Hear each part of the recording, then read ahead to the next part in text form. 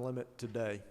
And so I've asked Chairman Carpenter to allot 30 minutes to his bill, and then we have an additional bill that our assistants are handing out right now that we will allot the next hour or two, and so we'll get to that. But at this time, Chairman Carpenter, if you want to come to the podium, and if you don't mind just confirming that we're working on House Resolution 496, which is LC 490546. Is that correct? Yes, sir, Chairman. I appreciate you very much. I get a little nervous up here at this podium because I think of rules and how many times I've come up here and been denied. So if I just shake a little bit, that's what's going on here. Bring back some old memories. So House Resolution 496 is a really, really simple bill.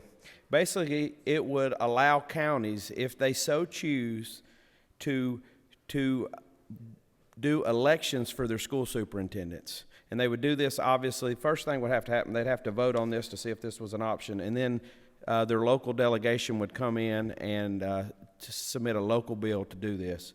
But it would not require all school systems to do it. It would just require school systems that so choose to make that an elected position.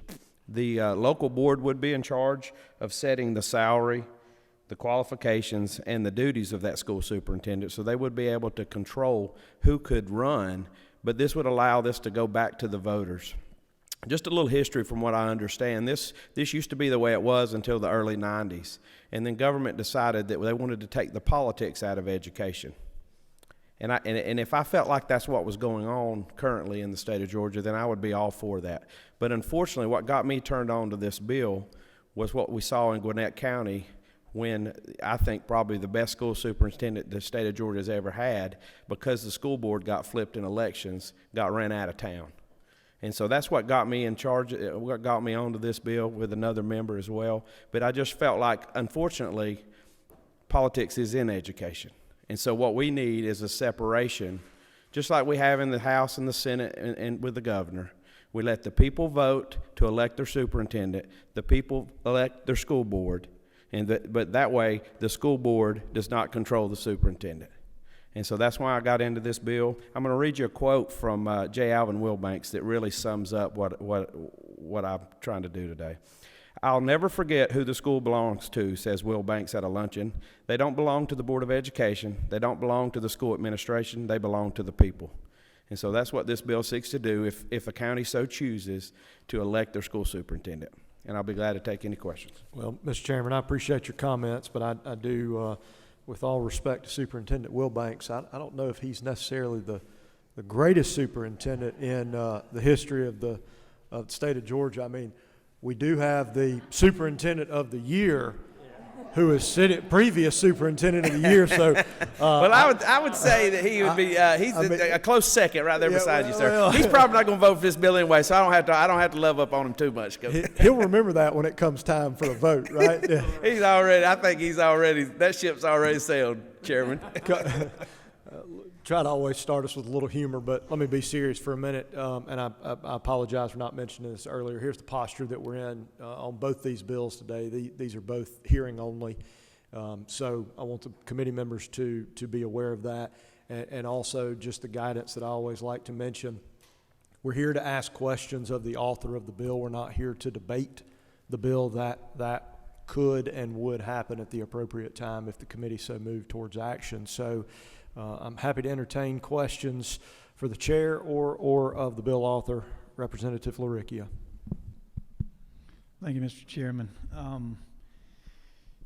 In the form of a question, is it not true that there are lots of counties that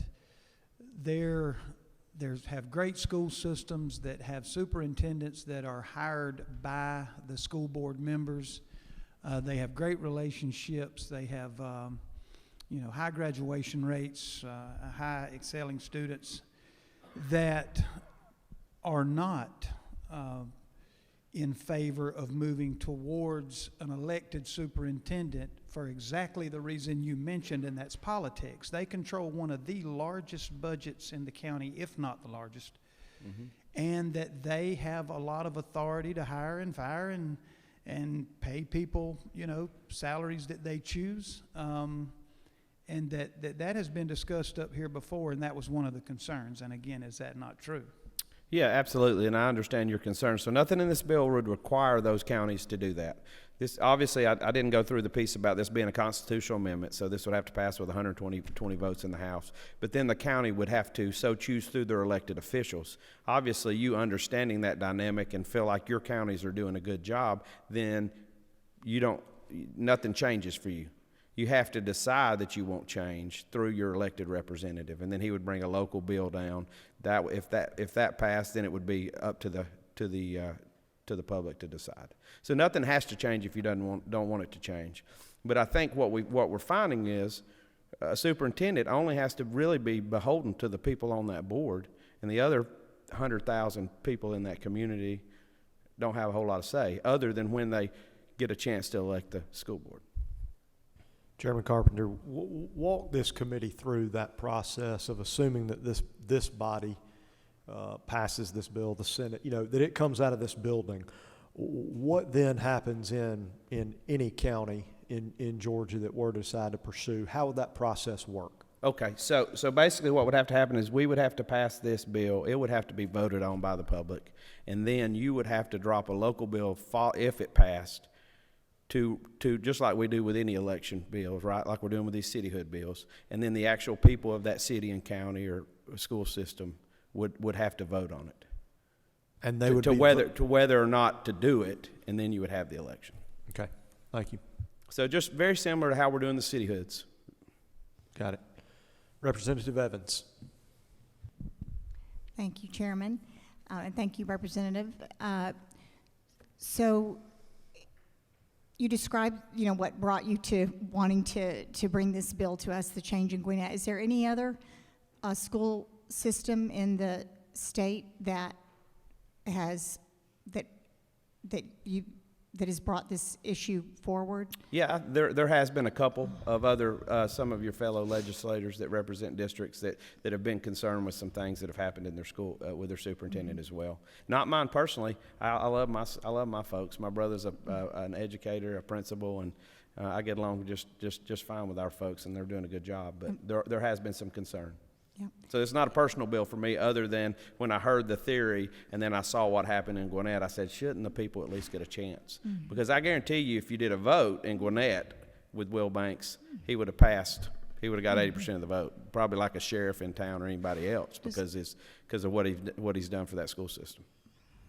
Ma'am. Yes, ma'am. One more. So, what is the position of the superintendent, the superintendent groups and the school board groups on this legislation? Obviously, the school boards are probably not for it because they like to be able to be the group that hires the superintendent, and obviously the superintendents don't want to be elected, so they're probably against both of those. Why would you think superintendents wouldn't want to be elected? I don't know. You'll have to ask them that question, but I would think if you're doing a great job, then people would elect you. Thank you, Representative Wilson. Thank you, Mr. Chairman. Representative, we're talking about a fundamental change to how we administer public education in Georgia, right? Which is why it requires a constitutional amendment. Yep, because it was changed. Yes, Constitution was changed in the 90s, early 90s. Yes, sir. 83. 83. 83. Okay. But question. So I apologize for it, but so it was. You could be up through 93. I think was when it finally cleared out. So go ahead. So. Are they electing superintendents anywhere else in the country, and if so, where? Do you know anything about any statistics about or data about that? I actually don't have that data. I apologize. Okay. I can get it. I'll bring it to you tomorrow. Sure. I'd just be curious to know, because I'm not aware of any superintendents being elected anywhere. And I'm gonna let Vice Chairman Irwin chime in here just for his opinion and input and knowledge. And if I understood your question right, Representative, it was, you said the 80s that the law was changed to go from elected? No, I thought you were referencing when the Constitution was last updated. Oh, no, I was talking about the superintendent piece. No, okay, we're talking past one another. Got you, okay. Chairman Chokas. Thank you, Mr. Chairman. And Mr. Chairman, two things. Do you have any information on how many, and this may have been asked already, a number of school superintendents currently in the state of Georgia that are elected? I don't think there's any. You don't have that? Do you? Oh, Zero? you got 3. 0. Zero. Yeah, that's what 0. I think after 93, After it went to 0, yeah. Then they became part. May I follow up? Okay. Wouldn't this more or less be parallel to the way the state school board, which I served on, works right now?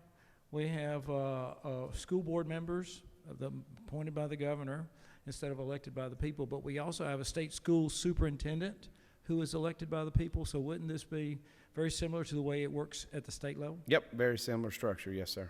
Except instead of having a governor that appoints it, it would be actually the people that appoint the board as well. And we would not be changing at all how our school board members are elected locally. Yep, that's right. Super. Thank you very much. Thank you, Chairman Chokus. Representative Carter? Thank you. I think your bill says, and currently is, the school superintendent is the executive officer over the local school district. With changing hiring to electing, is it not true that now we're adding another level of politics to education when we continue to hear that we're trying to take the politics out of education? Yeah, I would agree with you, other than the fact that it seems to me that there has been politics have been injected back into education at the school board level. And so having a separation between the board and the superintendent, just like we have separation between the House and the governor, those separations are healthy in the long run. So long as that board sets the qualifications that the superintendent is capable of doing that job. Thank you. Representative Wade? It's actually me, Mr. Chairman. Close enough. You're up. Hey, Chairman Carpenter, thank you for this. Just a point of clarification. On lines 15 and 16, it says the qualifications, duties, and salary of the school superintendent shall be established by the Board of Education as provided by general law. I assume that Board of Education is the local board? That's correct. And then are you able to speak into all how that board sets those qualifications for who can run for the local superintendent? No, I mean, so it hadn't been set because there's, the school board would set that one if this county chose to do that. So each local school board sets those qualifications? That's right. So I assume that would be in that local bill that's dropped Okay. by their legislator. Okay, thank you. Mm-hmm. Chairman Jaspers? Thank you, Mr. Chairman. Chairman Carpenter, just two things. One's just in your community in the Whitfield County, have you ever asked a community group in a community meeting what their thoughts on this are? And just a show of hands or affirmation vote what they think? What my community thinks about hiring a school board? Yeah. I have not. You haven't, Well, Because I don't think that Whitfield County and the city of Dalton would do it personally. But I did in mine, Chairman, and it was about 95% of the people in the room, of about 80 people, were in favor of your bill. I'll be sure to go back home and ask them then. I mean, this might be the were. first time we agree. Maybe, It's a miracle. Well, we had some others we've agreed on, and but this is one thing I've seen in my area, that one county may not and one county might. This just gives communities a choice for their own direction. Is that not true? Yep, that's correct. And I don't know, we all pay property taxes, right? And so that's a big piece of our property taxes. So having a little more say in it, I think is fiscally a fair thing as well. Yes, sir. Well, thank you, Mr. Chairman. Thank you, Chairman Jaspers. Chairman Carpenter, so explain to me, because I truly don't know. So we have I understand where your bill's coming from and the direction that we're going. If we have a duly elected superintendent as well as a duly elected school board in that same municipality, county, et cetera, how does that dynamic work? And again, today, a school board has hiring and firing capabilities. How would that work in this situation with two duly elected? Yep, so I think that would be the challenge, right, is if the school board's not happy, then they would have to wait around to the next election to get them, to get them removed. Obviously, we can, have that conversation in the enabling legislation if this passed, right, and say that, that gives them a right for certain reasons to get rid of the superintendent, yes, sir. Okay. But it clearly is a move to remove power from school boards and put it back into the hands of the people. Understood. Vice Chairman Irwin. Hold on. The monitor's dead. There you go. Am I on? Representative Carpenter, I want to check to see if you've done your homework for a minute. All right, that's not good, If you would folks. allow me that opportunity. He's pulling the teacher hat out now, folks. The dog ate my homework, Coach. I'm sorry. That's right. Are you aware there's only 13 states in the country that elect their state school superintendent? Really? 13? Out of 50. That's correct. Let me give you another number. There are 3 states that elect their superintendents out of 50 also. What 3 states are those? That allow election. Really, it's a hybrid in a few states that allow that. And if I can get my numbers correct, there are 14,500 superintendents in the country, and only 147 of them are elected. Which 3 states? Alabama, Florida, and Mississippi. So it looks like it's coming across. There's a wave. The way. We're a start of a trend. We're on the front side of this there. And I would bet We're on the front of this trend, it sounds. That thing's about to sweep up the East Coast, and we're going to be the next rung.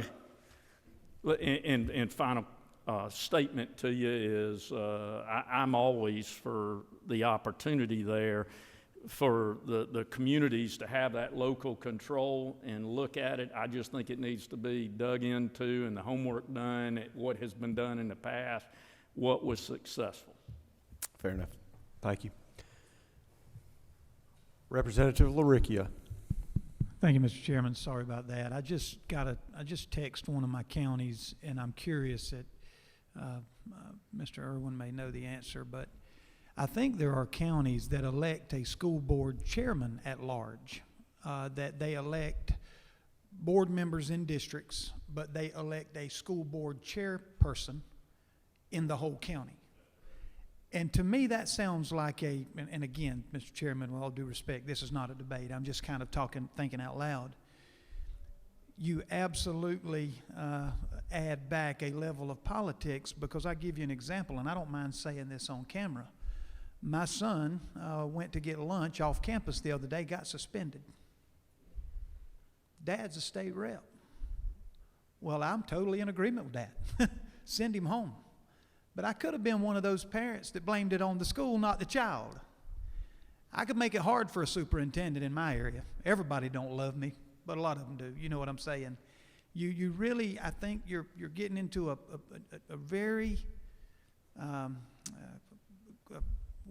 unique area of government in there, with the ability to tax and millage rates and the number of employees. So I just wanted to make sure, if y'all had discussed that that some counties elect board members from different areas, but they elect the chairman at large, which is that position that everybody could go after if they didn't feel like they were properly managing that school system.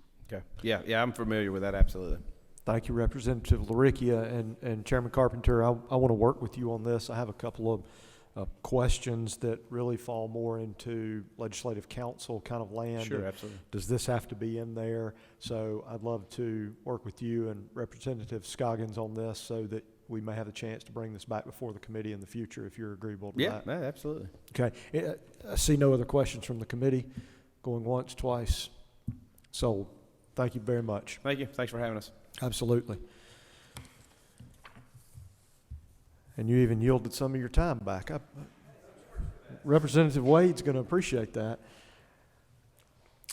Representative Wade, if you want to come over here and join us at the podium.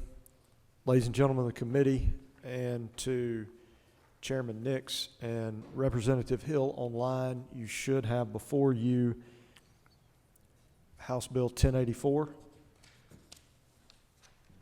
And Representative Wade, when you get up there, I want to confirm for the committee that we're working on the right LC number. Chairman, thank you. Yep, and that is Go ahead.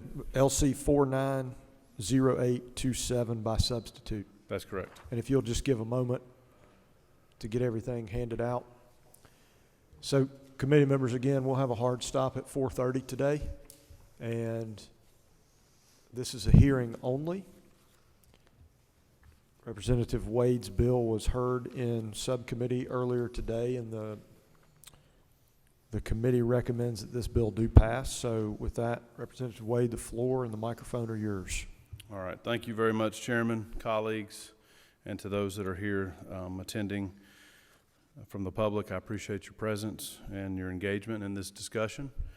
For many of you that attended the subcommittee meeting just earlier today, I will shorten my comments, but I want to make sure that I do cover some of the main points that were discussed and potentially even respond to some of the questions that may not have been completely and fully articulated a response. So first I want to talk about where we are and why I'm so passionate about this legislation.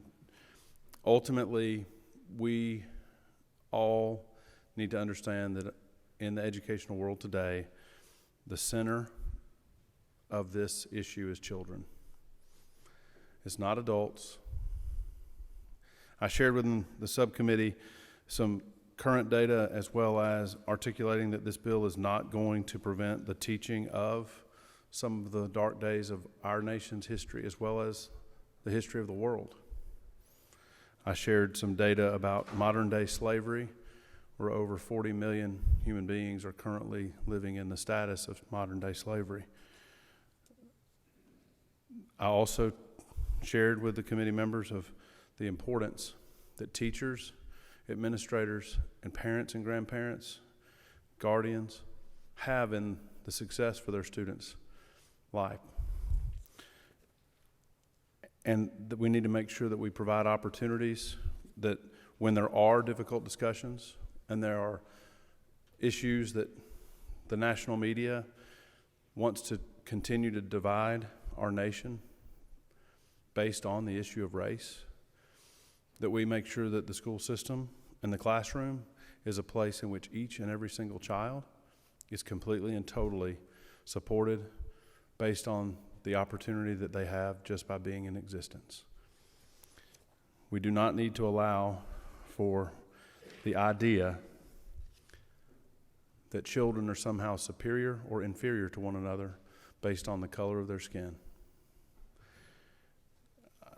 I want to give you this little piece also, and I shared a couple of things. There were people that were very concerned that we are trying to offer up a solution in search of a problem.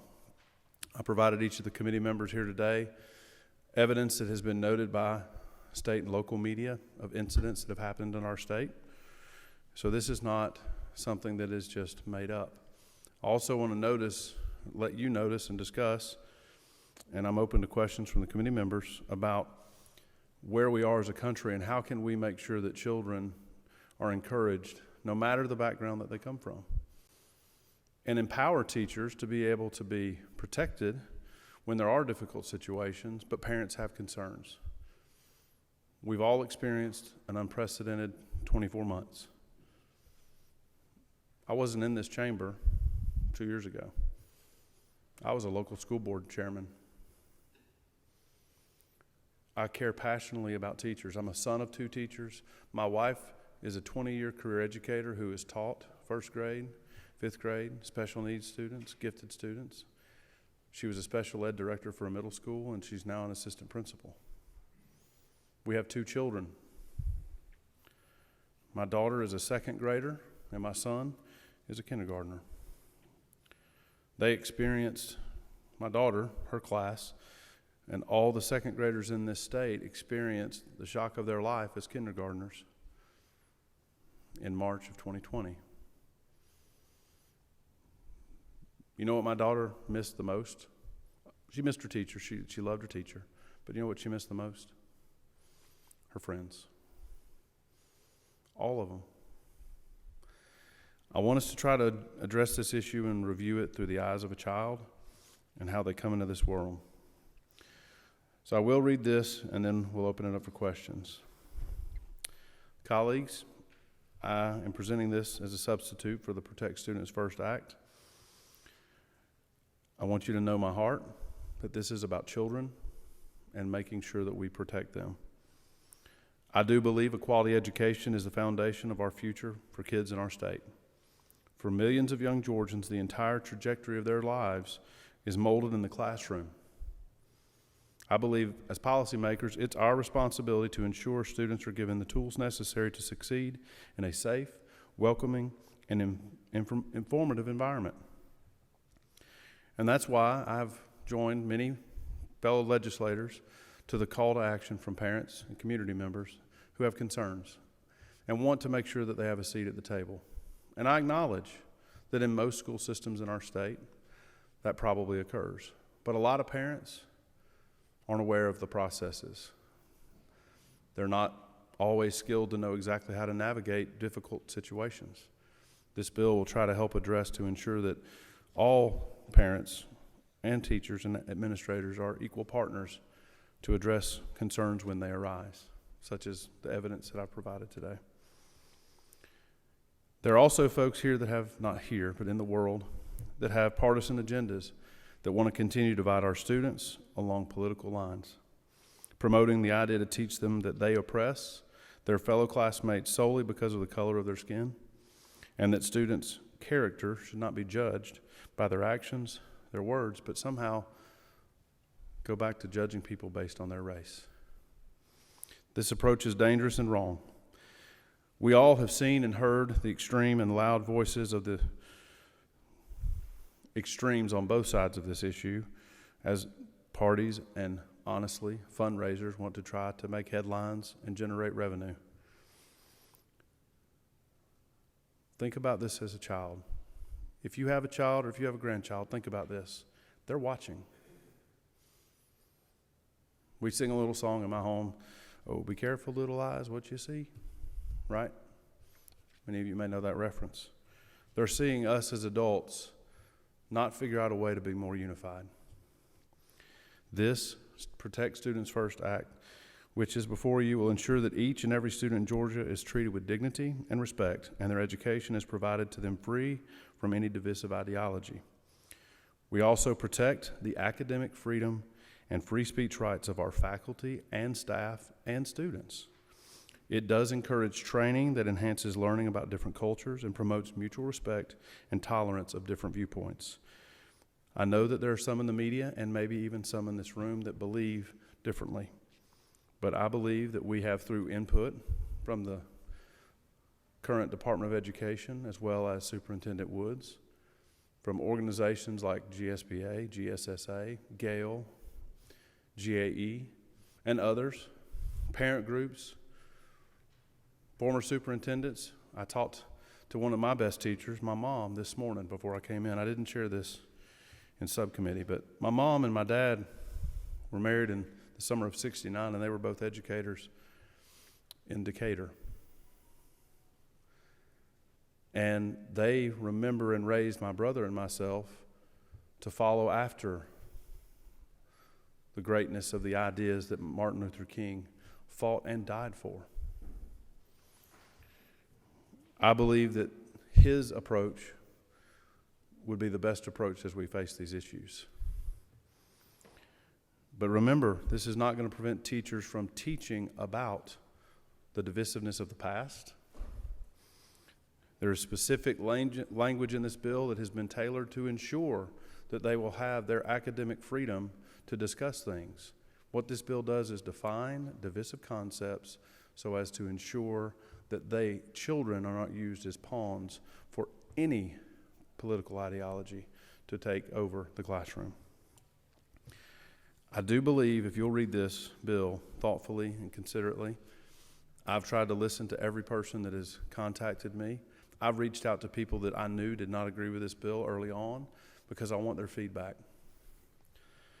To the committee members, I appreciate each of you as colleagues and as equals in this body. We all are elected to represent people and their concerns. there are many people who have concerns that we need to try to continue to heal the divide in this land.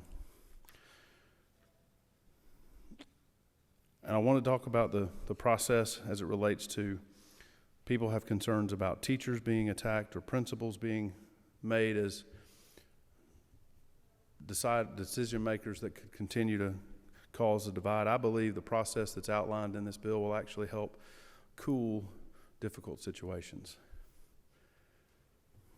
There are 150,000 teachers and support staff and educators in this state. I want the committee members to know that this is from the PSC themselves.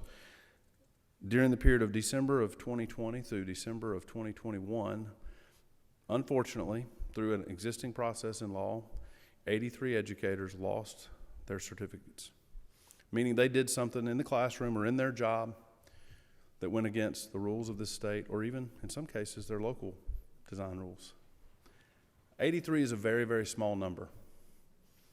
But if you are a parent or a grandparent of a child that is in that classroom, the only teacher and the only issue you care about is what happened with that event.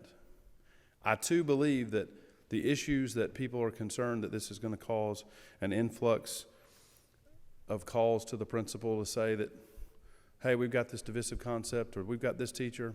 I know there's a concern there, and I respect that. But I also remember last year when I discussed passing Senate Bill 47 to expand very narrowly, and I believe measured approach to address extremely sensitive situations for students, that we're going to flood the school system and they're going to leave in droves to take this scholarship. And folks, I'm here to tell you, a year later, there are 97 additional students in that program out of 1.7 million. So the concerns were warranted, but the reality was not as bad as people thought. I know Georgians, and I know parents, and I know kids, and I know teachers. I think that this is going to be a situation where we are now providing a clear and concise path to allow for conflict resolution to occur at the local level, and when appropriate, if a teacher has stepped beyond, there'll be an opportunity for that teacher to share their side of the story through this resolution process and potentially alleviate the parents' concerns through an open and honest discussion about some of the toughest issues that we face as a nation and a state. To the concerns about what happens if the parents' concerns are not alleviated at the local level, it would then go to or at the local school, it would then go to the local school board. The superintendent and the school board would deliberate, discuss, they would do their own review. That happens a lot with other issues within schools each and every day. If, for some reason, the school system doesn't believe that the parent's information is accurate, but that parent believes that their evidence is worthy of consideration, then they will have an appeal process on the incident itself, not whether or not the school system disciplined a teacher or not. We're not going to get into personnel issues. It's about trying to correct what probably is an unforced error, but could be somebody trying to radically bring politics and their opinion on race into the classroom to divide children. And that's what this bill is aiming to prevent.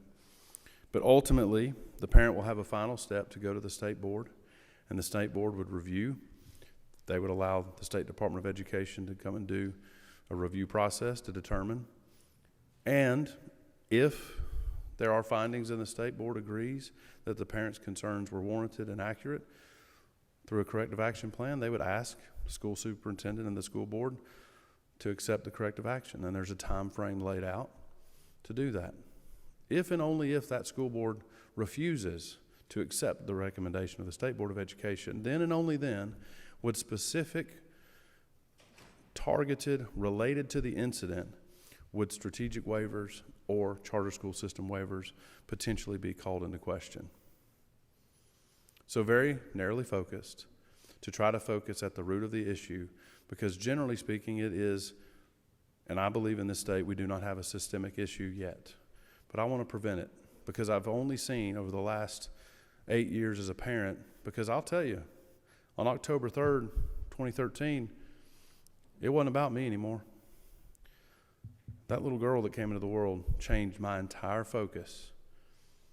I believe all my experiences prior to being a parent, being a school board member who was elected to serve because I was a product of that public school system, and I saw friends of mine who unfortunately were in an environment where they were told that they weren't good enough and they might as well drop out. In 1993, I had 200 classmates as a freshman in high school. As a senior in 96, I graduated with 96. I understand rural issues. I understand local poverty. I understand there are challenges. To the teachers, former teachers in the room, I know there are days you don't eat, you don't go to the bathroom, you can't sleep at night, and your job has never been harder. But I know my wife. She gets up every day. She talks to parents on the phone up until midnight because they have to work a night shift and they get up at 11. Teachers work their tail off. Administrators and principals do it because they love kids. They don't make enough money. Even though QBE is now going to be fully funded for the third time in 4 years, even though we've given the highest pay raise in the state's history, all of those things are great. We're getting in the right step. I want you to hear this is not an attack on teachers. This is to ensure that we all are balanced and we keep kids at the center. All kids of all races. This is not just about the history of black Americans and white Americans. There are I have family members that have Cherokee heritage. I myself recently, through studying history after my dad's passing last year, I found out that we have Jewish heritage on my dad's mother's side. I come to you honestly at this approach, and I've tried to channel my father, my pastor, and one of my favorite elected officials who is no longer with us, Johnny Isaacson, but his approach to this is we're all friends and we're going to be future friends. Let's try to tackle this together so that we can meet tomorrow, that children are going to look at each other as just fellow human beings, right? We're the human race. Yes, we are going to make sure that they know the Georgia standards. Matt Cardoza, I want to tell you I appreciate all the communication. He will be sharing with each of the committee members, since we're having a hearing only. I want you to see the Georgia standards as it relates to where I have received the most feedback, and that is citizens' concern that we were going to somehow stop teaching about slavery, the civil rights era, the atrocities that we've experienced in our state and our nation, or even world history where the Holocaust was such a horrible time in our history. The Georgia standards are not changing with this legislation. I would even join in a bipartisan effort to ensure that this state continues to look at history that might have gone overlooked. Folks, I believe this bill is a good bill. I believe this bill will help parents, and I also ultimately believe it will help heal in places that are ready to heal. We heard testimony from folks that are for this bill and against this bill, and I respect that. But I want you to know the intent of this legislation and the way that it is carefully written, and I'm subject and willing to make changes if we need to based on other feedback from committee members, from all parties, from all races. Folks, we're Georgians. But this bill is not going to prevent good educators from doing their job like they're doing right now in the classroom. It's going to ensure that we don't allow a fringe few to encroach on dividing children in the classroom based on their race. With that, I yield, and I'll ask any questions or do my best to any of the committee members. Thank you. Thank you, Representative Wade. If I may begin our questions here, if you'll Please. start with me on line 65. Yes, sir.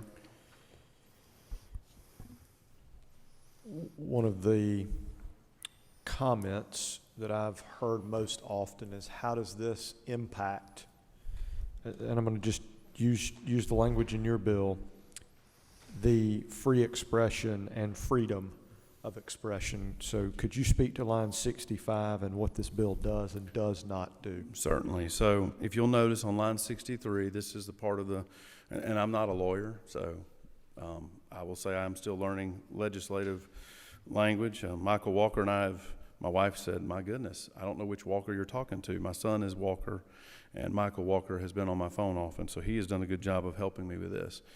But nothing in this code section shall be construed to. So this is not going to inhibit or violate the rights protected by the Constitution of Georgia and the United States of America, or undermine intellectual freedom and free expression. It is clearly stated. Thank you. My second question, and I'm not saying that it only pertains to line 73, but I'm just going to reference, Yes. your bill references a training program. I've also heard comments about training, and whether that be teachers, whether that be, to your family's case, an administrator. Speak to what this does or doesn't do as Sure. it pertains to training. So ultimately, based on early on the legislation where it defines divisive concepts, okay? We've gone through a process, and I want you to hear this. There are people that are in this room that may not agree with each one of those as a divisive concept. But out of all the communication that I've received, this narrowed list is the majority. There's also things that I removed from this list that people who want more call to action, that language has been removed. So a teacher is not going to be allowed to be in a training program that would provide them an opportunity to learn how to teach children to view each other based on their race. So if you remember that language, it will not allow a teacher to be trained to teach children that they are superior or inferior to each other, or that they should be considered less than or greater than based on their race, etc., that's spelled out in the bill. What we're not going to prohibit, right, we're going to ensure that a school administrator, teacher, other school personnel, or an individual facilitating a training program from responding in a professionally and academically appropriate manner and without espousing personal political beliefs to questions regarding specific divisive concepts raised by students, school community members, or participants in a training program. Okay? There's going to be the opportunity to discuss and learn how to train teachers, new teachers, experienced teachers, about the issues that we've had, but it's not going to allow them to do those specific things. And I want to give you this example. I remember being in school, and this is not adding to the debate, I'm just going to talk about it from a teacher's kid perspective. The struggle that my dad, who had a degree in seminary, Latin, as well as mathematics, computer science. He went to Georgia State. My dad, I'm never going to be as smart as my dad, but he believed that his faith was a part of his education. But he was asked, based on the change in the law, that he couldn't pray with kids anymore. He didn't love that. He had concerns about it because he felt like it was good for kids to love their neighbor. But we don't proselytize in the classroom to this day. And I'm a person who grew up in a school system that transitioned early in my elementary days to where it was completely and totally faux pas, right? Can't do that.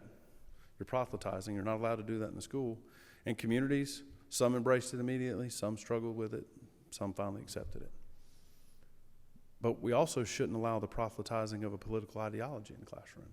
And we're not going to have training programs that are far right, far left, to try to ingrain a change and create more divisiveness in classrooms in our state.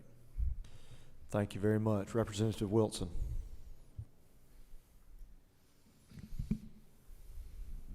Thank you, Mr. Chairman. Representative Wade, I first just want to say that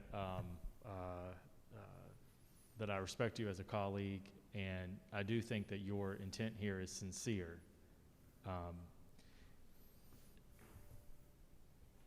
So I don't question your character when it comes to this bill. But I wonder if you would agree with me, as someone from the education field, as a fellow teacher myself, that educators have a responsibility to teach more than just facts for our children. if the gentleman, if you're referenced into context, like facts and context as it relates to facts, yeah, especially when you get into 7th, 8th, and beyond, completely agree. This bill will not prevent that from happening. Well, and I asked that because I taught middle school, I taught 6th graders, and, you know, my job title was math and science teacher, but quite often, most of what I was doing was teaching not just math and science, but just how to navigate the world, how to navigate daily life for these 6th graders who are coming into their own and learning what the world is like and learning how to deal with stress and all of that stuff. But we do have to teach facts, and facts are stubborn things. And so I'm looking at the substitute, and in particular, I'm drawn to line 30 that defines as part of divisive concepts under B, the United States of America is fundamentally racist. And as I taught math, science, and social studies, and as a former social studies teacher, I'm just wondering how you teach American history in a way that does not always violate this section here, because I think of the Trail of Tears, where we literally stole this land to be here today in a very racist way. I don't think you could argue it wasn't racist. I think about the Constitution that defines black men as 3/5 of a person, that was written by white men talking about black men. I don't see how you can't say that was not racist. I think about Korematsu v. the United States of America, where the Supreme Court said we could inter a group of people on our land because of their race. That is our history. How do you teach that in a way that doesn't violate line 30? Well, you know, my mom is somebody I talked to. She was a teacher. She was an English teacher. So I read this bill with my mom this morning, line by line.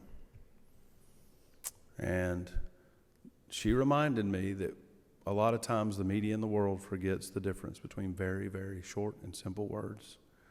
And I mean this respectfully because I do have a great mutual appreciation for you and your experience, and I consider you a friend.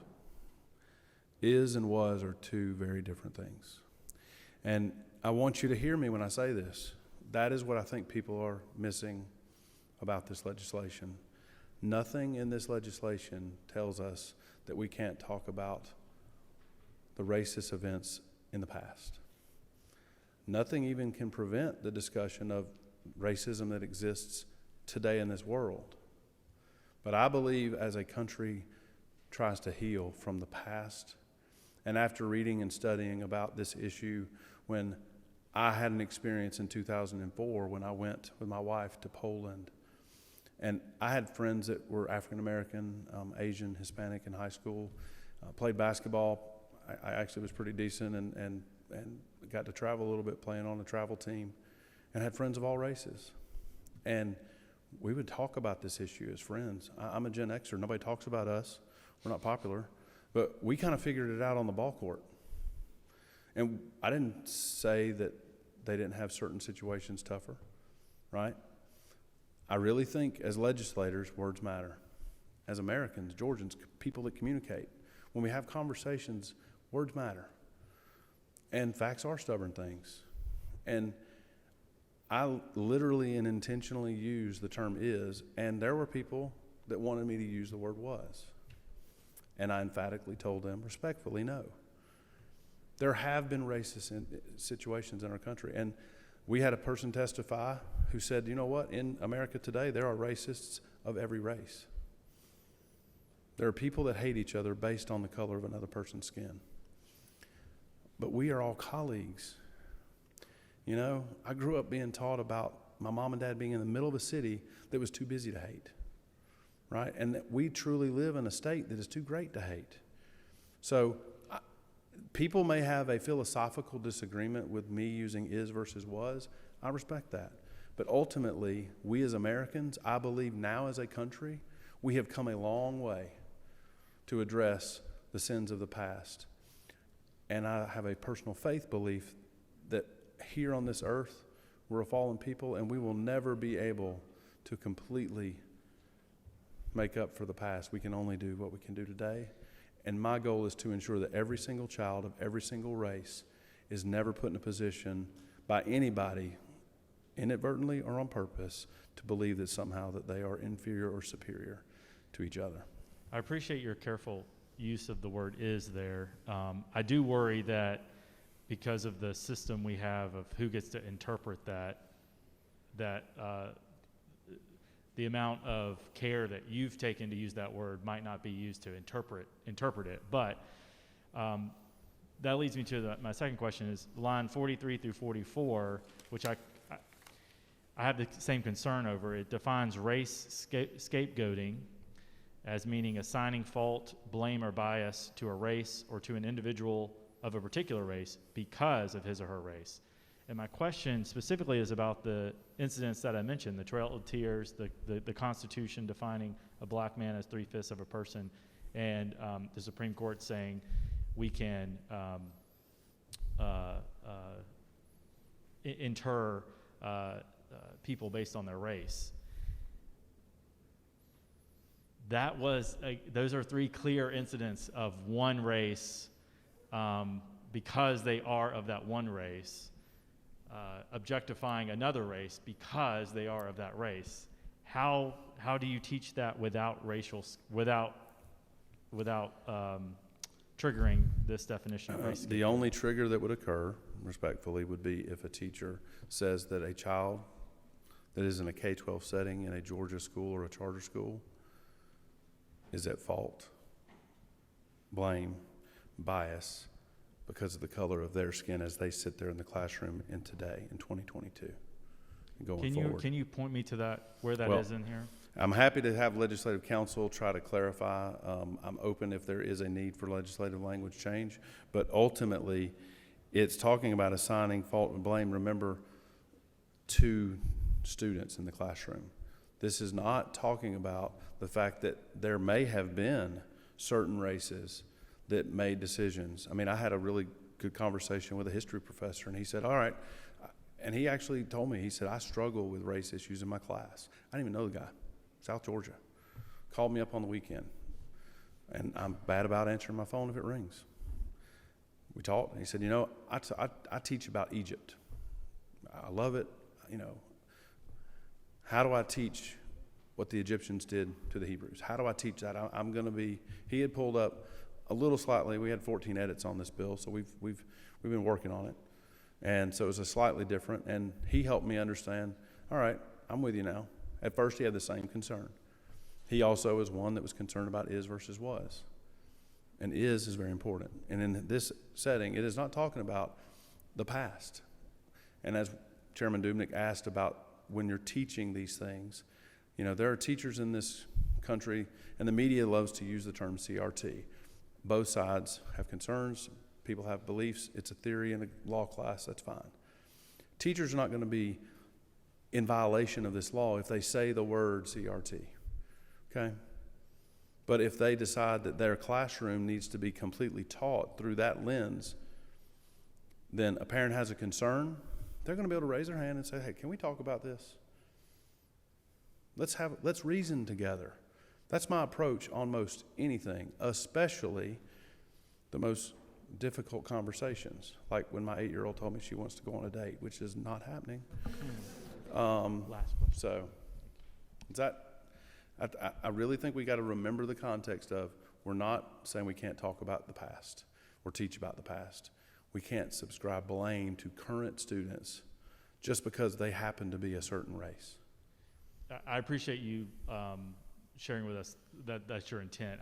I am concerned about some of the language here. But the last question, Mr. Chairman, is would you be amenable to expanding the scope or the definition of divisive concepts here to include sexual orientation and gender identity?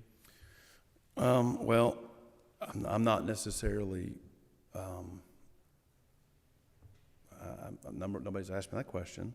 So ultimately, for my situation and for this bill situation, I look at this as I want to make sure that we look at a code that federal law is clear on. And I'm not certain that the federal situation that we're in, where those definitions may be in discussions, and I've heard from attorneys that have advised through this process, there are people that wanted me to include that. There are other language that I wasn't going to do, and I said, look, I want to focus in on race. All children, whether they're female, male, any other thing that you want to try to label, it doesn't matter. Every single person has a race. I happen to try to view it first and foremost as the pinnacle, which is the human race, the construct of man, and we have all assigned other races based out through all historical facts. But I don't want to have blame, and I didn't want to bring in other important conversations into something which honestly might prevent us from being able to address what I believe is the most, the current issue that has the And biggest Representative, concern. Protecting children, right? Protecting children. I'll tell you, because I know he won't brag on himself. That thing about taking the phone calls, he takes them, and I strongly urge and push you to go meet with Representative Wade and to bring those recommendations, because I promise you he's going to pull that man right over there in, and they're going to look at the language together with you. I've seen it. He mentioned 14 revisions. I thought that was just the 14 he gave me. But I pledge on his behalf that he will work with you, and I appreciate very much if you bring those topics for conversation to him. And I know he would appreciate them as well. So thank you for that. Representative Benton. Thank you, Mr. Chairman. To the author of the bill. On lines, I think it was 72, 73, you talked about the training of teachers in the classroom. My question would be, what are we going to do about those teachers that come out of colleges? We don't know what they might be teaching. We don't know the concepts that they're teaching, and what are some of the things that we can do to help with that situation?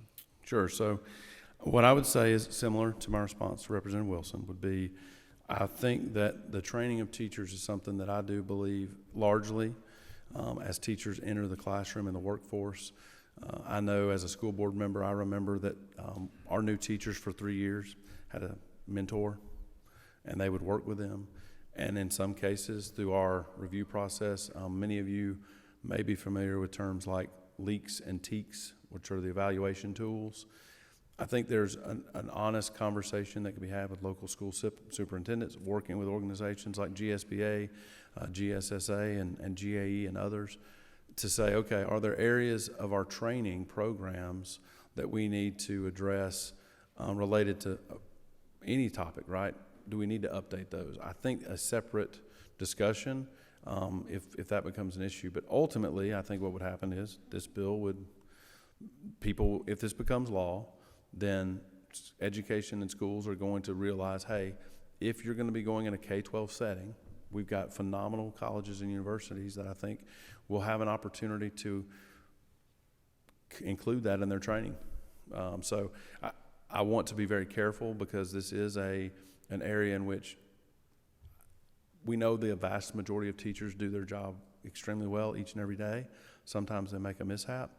I think most school systems have a good process to address training concerns, but ultimately a teacher, for example, if they have a peer who may be a new teacher and they've got concerns about how they're teaching topics in their classroom that might go against this, that teacher would have an opportunity to talk to the principal and say, hey, can we have a committee meeting to discuss this situation? It's a new teacher. I don't think they're doing it maliciously. Can we address it? And I think this will allow that local flexibility to address those concerns when they arise.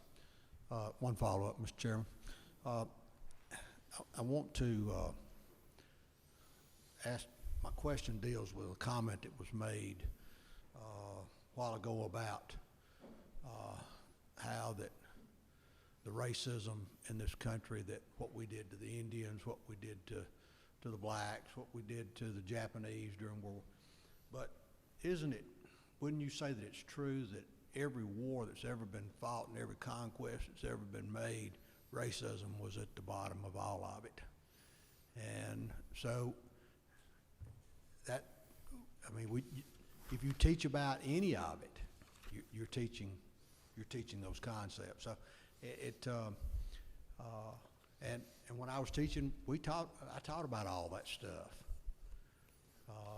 Yep. Students ask questions.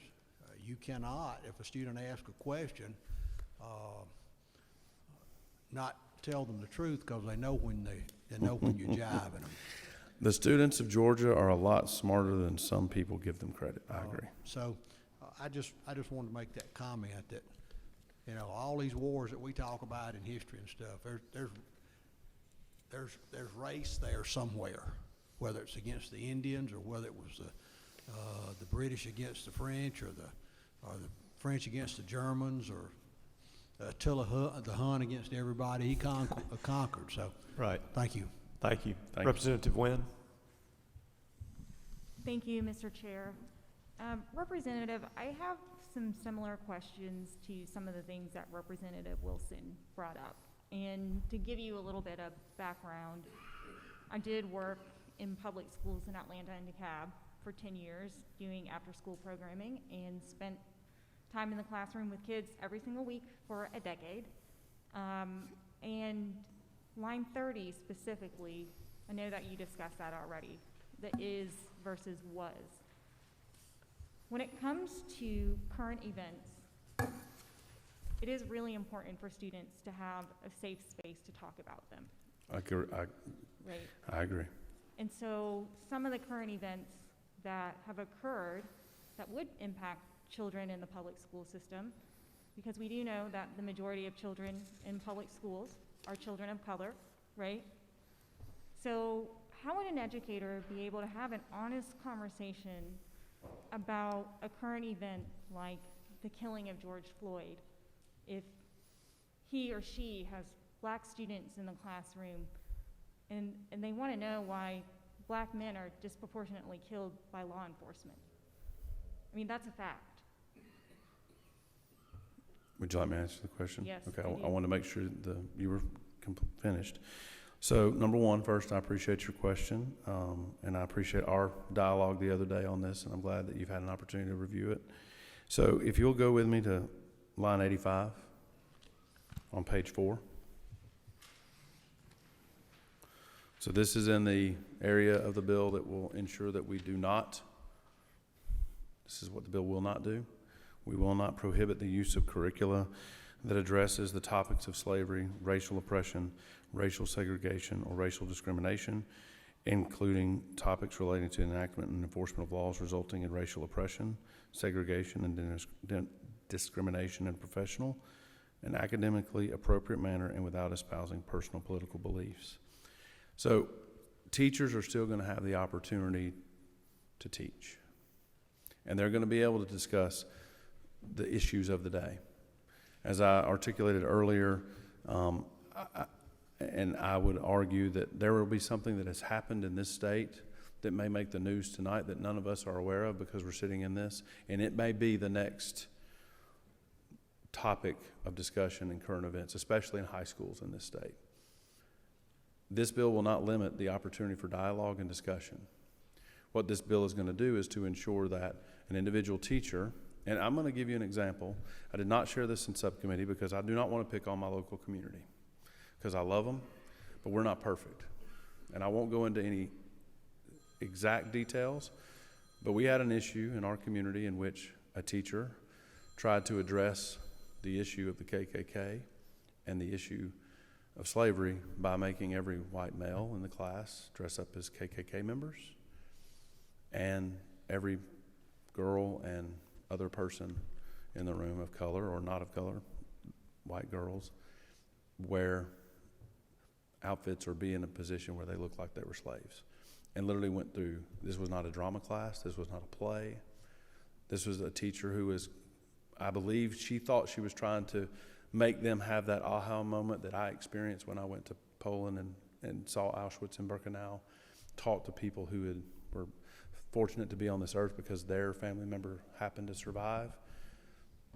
So I'm saying all that to say this will not prohibit tough discussions, but had this bill been enacted, that community would have been able to have a process that was clearly defined, that parents could have been immediately pointed out. They had concerns, but it also was something that took a while to respond to because there wasn't something clear and concise. They were able to get there. The teacher received an appropriate, and guess what? The teacher's reprimand that happened, the parents that were concerned were not privy to the exact outcome because it became a personnel matter. But that teacher did have, it was more than just a reprimand. It was a serious violation. But it could only go so far. It was ambiguous. And so I had that former superintendent who is no longer a superintendent, they're retired, talk to me about that situation and how this will give an opportunity to make sure everyone can come to the table. But there will be communities will have that conversation, right? Parents, teachers, administrators. If there's an incident like one teacher has a conversation and maybe there's one student that just wants to understand and is confused and they talk to mom and dad. Hey, I think the teacher is trying to say that I'm at fault because I'm white and I'm the only white kid in the classroom. Or if you're in North Georgia and you happen to be in a district where it's a majority white community, there may be a situation where there's one African American kid, one Asian child that says, I think they're saying that, I'm somehow inferior because I happen to be of this race. Then they would be able to say, this is the example, this was the discussion, this was the coursework, and let the schools have a proper place to discuss it, work through it, and have the parents listen to. This is really about making sure kids and parents have an equal seat at the table. And Representative Wynn, I'm not cutting you off, but for everyone who has a button lit up, we're down to 17 minutes and there's a lot of buttons. So again, that has nothing to do with you, Representative Wynn. I just wanted to make that statement to the committee as a whole. Okay, I have a couple more questions, Mr. Chair, if I may. I'm having trouble understanding, though, that line 30, right? We're talking about present day. And we, as a country, we still have laws on the book that are systemically racist. So how are we able to talk about that with school children in a whole and honest way? Is it your belief that our country currently, as it is, has eradicated all systemic racism? I think the gentlelady knows that that is not what any person would reasonably believe in this world, let alone our country. But I do believe America happens to be one of the countries on this planet that is the best and brightest for the entire world to learn from our mistakes especially. And is and was is different. And I will never argue that we were and had racist undertones to certain things, and you can talk through that. But to do it in a manner that it creates a lens to which it pits individual students in a classroom against each other. And that is what the teacher wants to do, to say that it is. I know that is and was is, different, but it's a very important distinction. So now there may be people that believe that I'm wrong, and I will just have to agree to disagree. And I'm also struggling in the same way Representative Wilson was with line 43. Race scapegoating means assigning fault, blame, or bias to a race. So I understand the second portion, right, to an individual of a particular race because his or her race. That the second portion of that line is designed so that educators aren't blaming individuals or students, right? But that first section, how do you accurately talk about the history of Georgia, the present day Georgia, without talking about the very real fact that race, as Representative Benton said, does play a role? I believe teachers in this state will quickly and easily adjust and adapt when needed based on the lines that I shared with him about the academic freedom that they have and appropriately, but also not do it from a political lens. It is a difficult situation at difficult times, but ultimately this is about putting that on the child. And I had somebody speak to me after, one of the members of this committee, saying that, you know, we want kids, you know, they may feel guilty because of the tough conversation. They might. I had a daughter that came home in first grade when we talked about it, and she was very upset that a friend in her class who happens to be a person of color, that what if that was her grandma? Why would we hurt her Nana? Why did that happen, Daddy? And we as parents had that conversation. But in a moment, she felt guilty because she felt empathy. She's a first grader. I'm not going to call the principal because there wasn't anything wrong there. That was her own reflection of a topic. What I want to prevent is if a teacher gets up there and says, now, Miss Wade, you need to write, you know, sentences that you're white and that you're to blame for every single atrocity in the past. I know that's a stark contrast, but my point is those are the type of incidents. And again, this is to allow a process for parents to raise their hand. It doesn't mean that the parent is always going to be right. Sometimes kids don't fully tell the truth about a situation. So that's why there's going to be a process to review the concern. Thank you, Representative. I would just suggest that that particular line 43, it really does need to be tightened up, because I am sure that you, and you've mentioned this already, a lot of this is going to be subjective. A lot of this is going to be different parents feeling different things.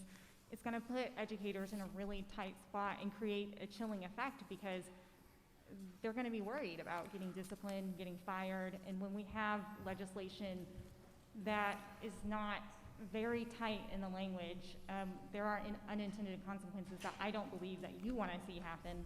And then, Mr. Chair, I know that we're running out of time, but I just had one more question, which is line 40.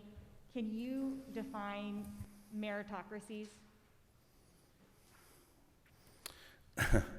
So, I believe the gentlelady knows what merit is, and there are the idea that meritocracies, meaning that e pluribus unum, out of many one, that every single person in this country has merit, and that your merit is what helps you get to where you're going.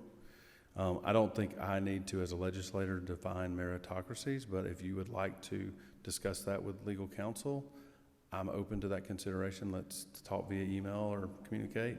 I'm not opposed to having that, but I also don't think it's a legislator's job to define every single word, and I think that it's a reasonable, known definition of what merit is and how countries are aligned around meritocracies, different than potentially a socialist nation or a communist nation. Representative, just if you don't mind, I need to move on. A lot of lights. Representative Lauricchia.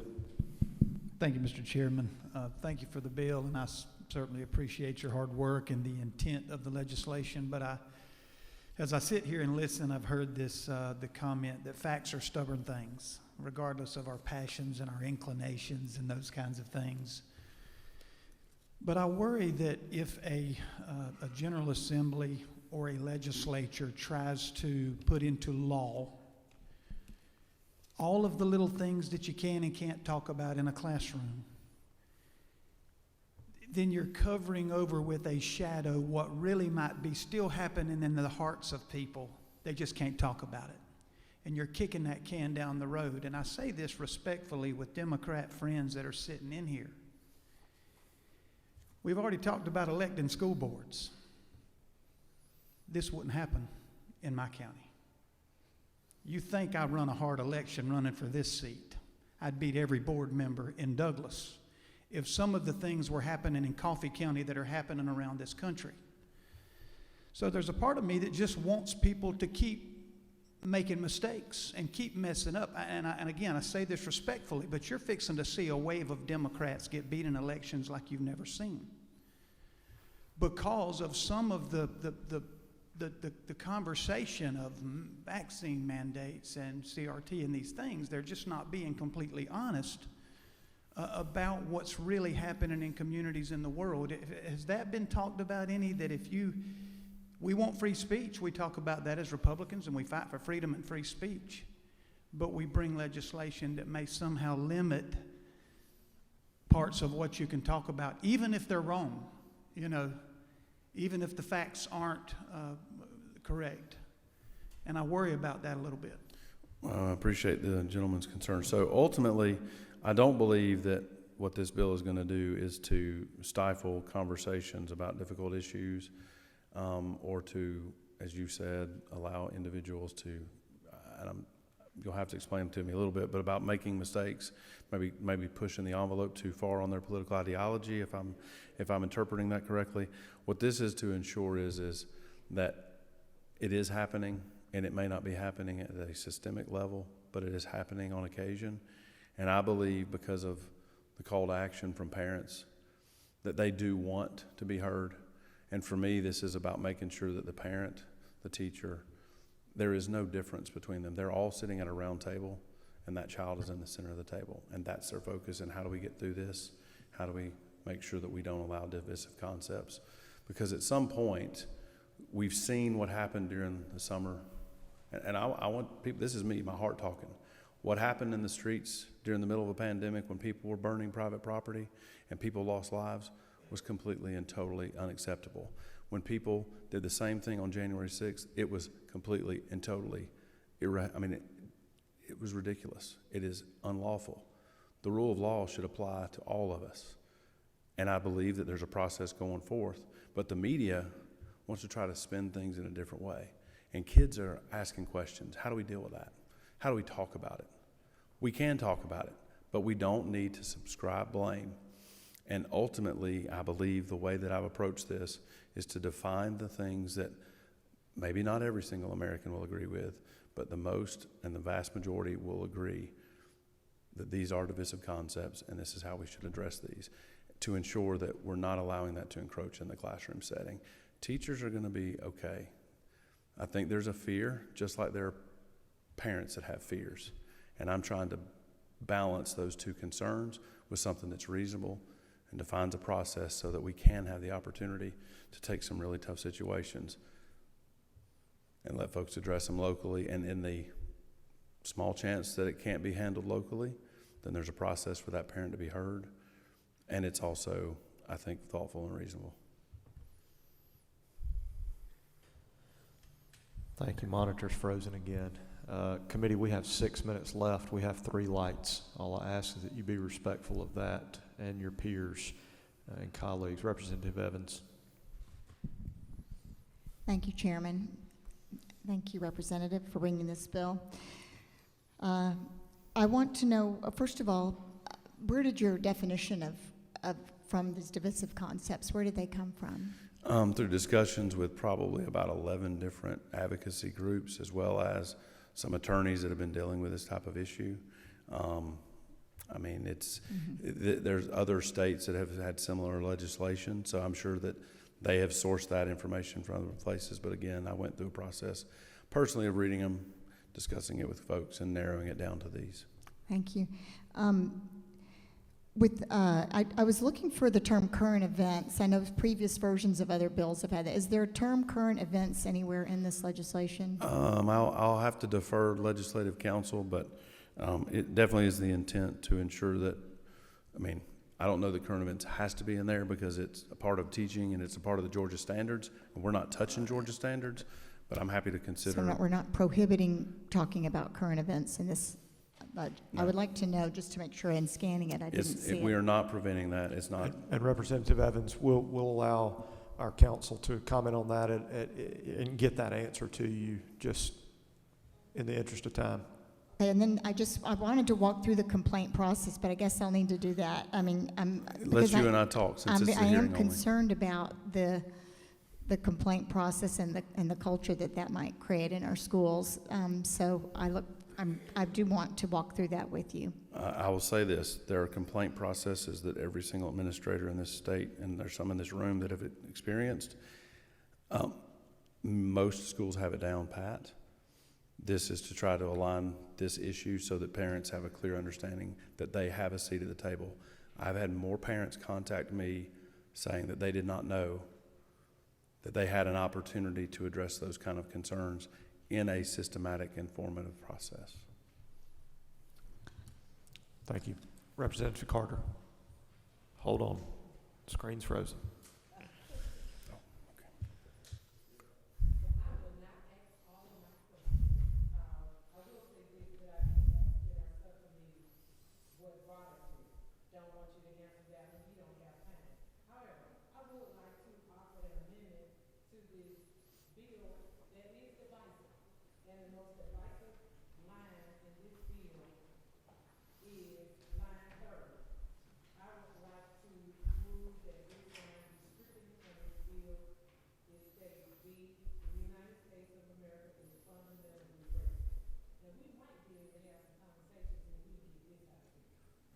And Representative, you're not recognized for that motion at this time, and as I have. I'm sorry? I understand, but in keeping with the direction of Representative Wilson that I asked, I'll make the same recommendation, and if anyone has sat in my office to discuss a bill, you've heard the same thing. I encourage you to work with the author of the bill, and that's my edict to the entire committee and to anyone listening, sitting, or watching. You work with the author of the bill first, and I see the heads nodding in this room because you've heard me say that. I'm the referee. If you want me to choose, I'm happy to call it a foul or not, but we have very able-bodied legislative counsel, and we have a representative who has poured his heart and soul into something, and so please work with them, and if you can't find common ground or anything, then by all means bring it in the form of a motion, but since we're not taking action today, we'll move on. And Vice Chairman Irwin, I'll let you land this plane. Thank you, Mr. Chairman, and Representative Wade, thank you for the effort that I've seen that you put into this bill and the thought, not only with your family, but with the different groups that we have represented around us and in this state. But one that I asked in the subcommittee that is so important to me is with our experts, and I saw Matt Cardoza come in the room from DOE. This process and going through this, and the fact that we charge them to develop the standards, which I've had personal interactions with myself, and then giving the curriculum on to the school system, local schools to be developed through those standards.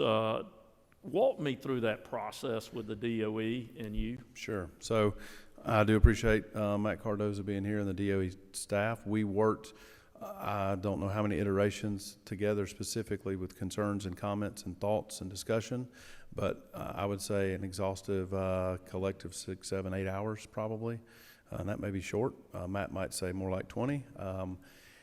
And they helped provide feedback as to where the department and where our state school superintendent would be comfortable as their role in this. And they also had the same thought and sense that this would be in a kind of a worst case scenario when you just had a situation that a local community could not address, and they have corrective action plans already that they use. They don't use them often, but it's there and it's already existing in law for them to do that. This just makes sure that that happens, and they worked with me to make sure we had language that they were comfortable with, that they felt would be workable with local schools as well as the department and their staff. Follow-up question, Mr. Chairman, and I know we're out of time, but one quick follow-up. When you left that meeting, or those meetings and that time with the DOE, did you experience angst from them on being able to implement this, be able to continue to write the standards for education for the state? They were very thankful that we did not touch standards, and they were very appreciative of the process. I don't want to speak for the gentleman, but I think he's nodding, and it was welcomed, and we wanted to have a good conversation to try to get that part of this bill right. So yes, sir. Thank you. Thank you, Representative Wade. I appreciate your 2 hours earlier today and your hour plus here. I thank the members of the committee. We are at 4:30 and seeing nothing online. Seeing nothing else, we'll stand adjourned. Thank you, Chairman.